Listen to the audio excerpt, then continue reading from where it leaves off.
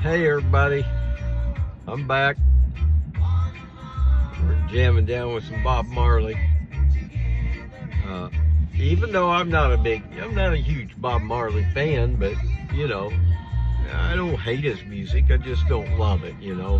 Not like I say even among a group I like really well, like the Rolling Stones. There's a lot of songs of theirs I don't ever play.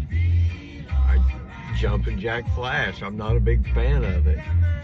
Hang Fire, yeah, I'll play that all the time. But anyway, Bob Marley's one of them. Every song is okay. I've never heard of really a bad one. Most of them have pretty good rhythm to them and good lyrics and whatnot. But anyway, that's the way it is. And I always like to start with a song, and that's the one that was on. So nothing more random than that. We're going to burn down some pre-rolled 40% sativa, best you can buy or something like that. That's what was advertised on the label. It's California, over-the-counter weed. There's really not much better than that. The other states that are legal, Illinois, yeah, they had good setup over there. That was probably the Italian mafia. Usually when they run things, things get done. All right, that's what there used to be a big anti-union sentiment down in southern Indiana, as opposed to industrial Indianapolis and north of there. Everybody was more pro-union. Down our ways, it was anti-union, and I've asked many times, what, you want to join a union? All you're doing is supporting the mob. And I'm like, well, nowadays I just say, well, if I'm going to hire somebody to protect my wages, it's sure as hell going to be some Italian mafia guy, right?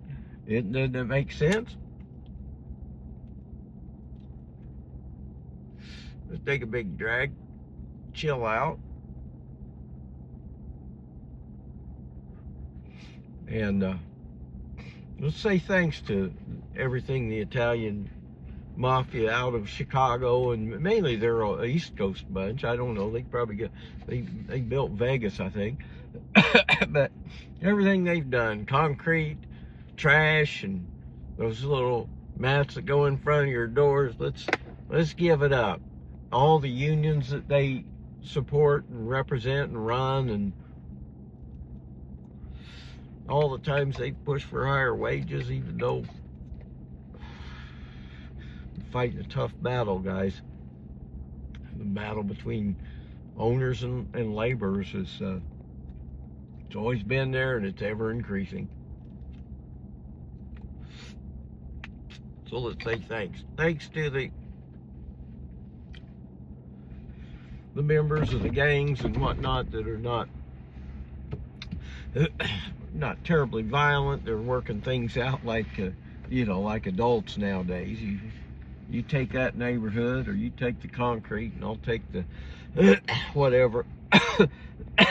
But anyways, that's not what we're here to talk about. We just threw that in as random nature.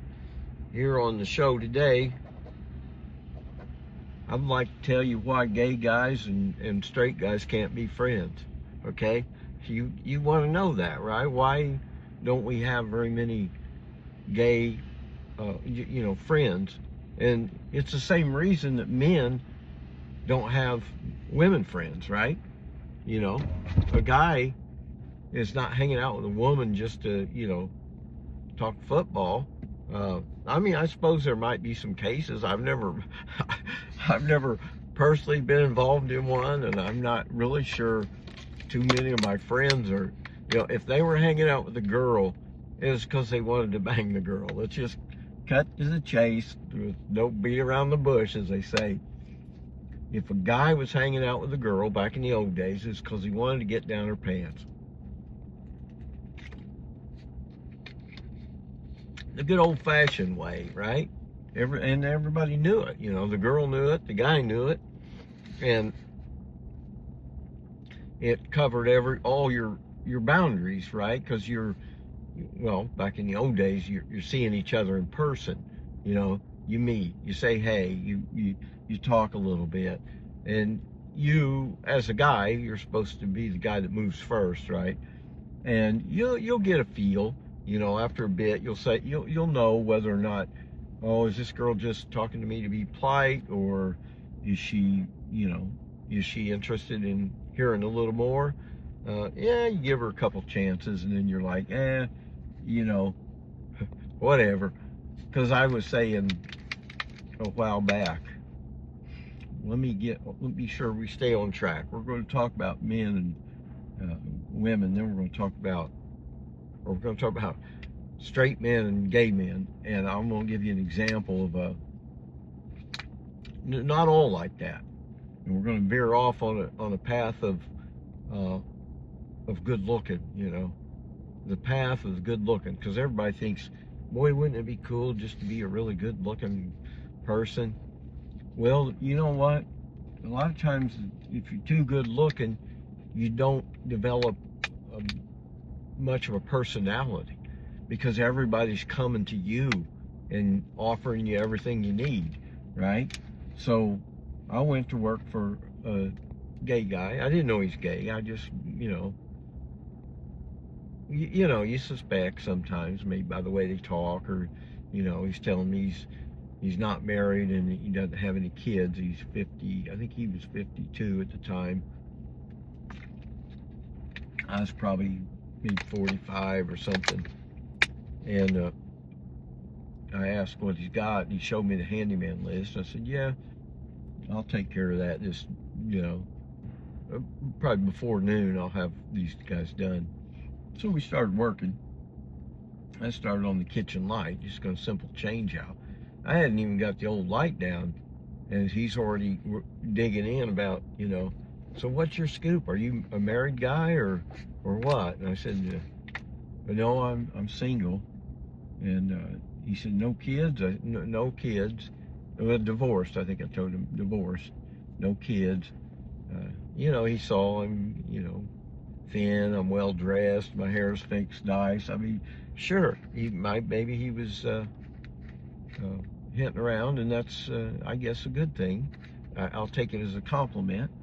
But anyway, but before I got the light fixture put on, now most guys know if you're taking one off, putting a new light fixture up, it's about less than a 30-minute project if you've done them before and you know what you're doing.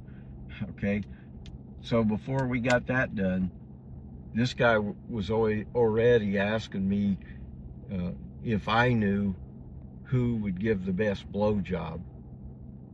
And I said, well, I'm assuming a gay male would give a good blowjob, because they've got one of those things. They know how everything you do, they already know how it feels.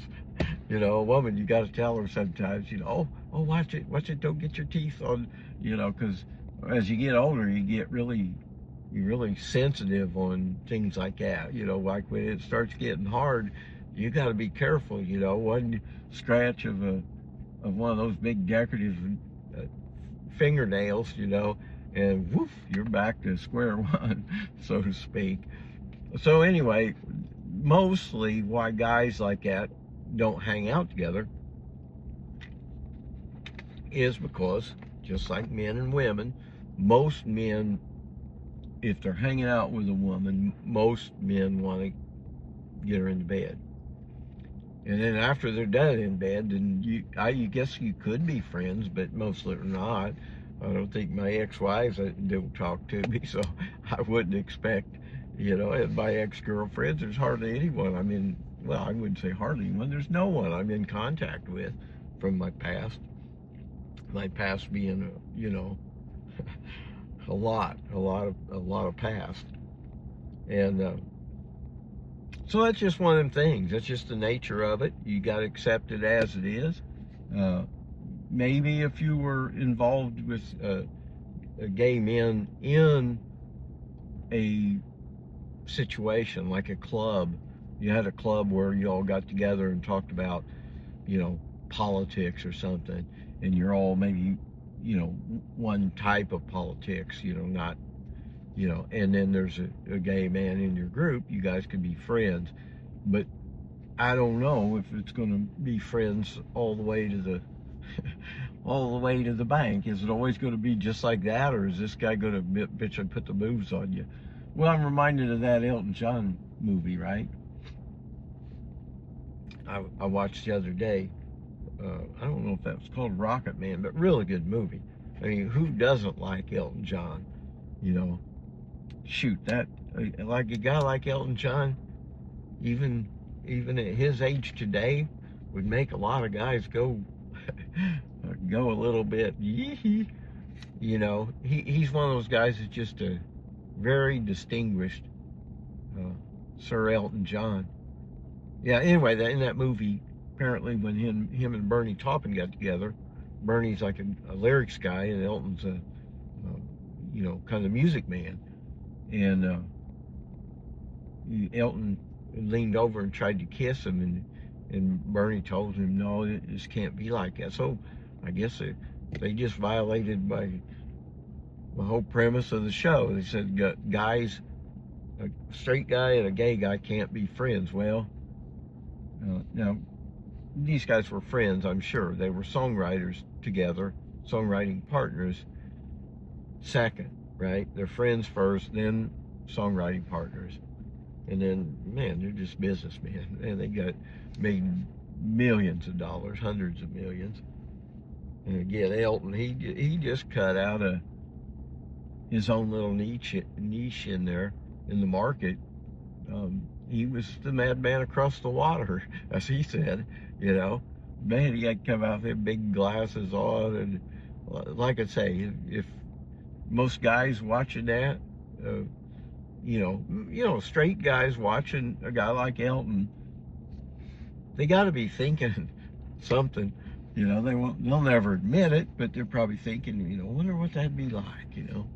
But certainly he had a ton of energy, still does today, bangs on that piano like crazy. Yeah, I remember all those. Daniel's traveling tonight on a plane. So goodbye, yellow brick road. That's the old ones from the 70s, man. I don't know when he got his start, but it's probably around when I was 8 or 10 years old he came on. And he came on hard and fast. I mean, it was, once his first hit, well, I don't even know what it was, but his first hit blasted, then you heard him all over the radio every day. You know, Benny and the Jets.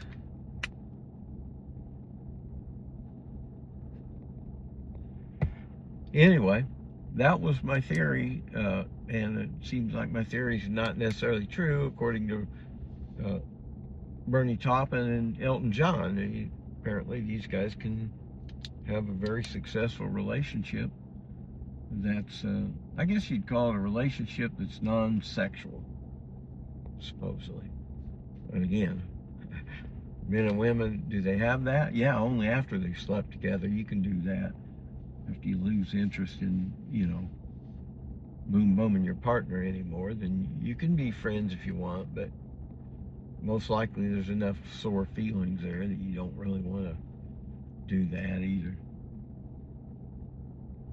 All right, I'm going to get off here for now. We're going to talk again later. I'm going to figure out what we're going to do on 4th of July. Open to suggestions. We'll do a live show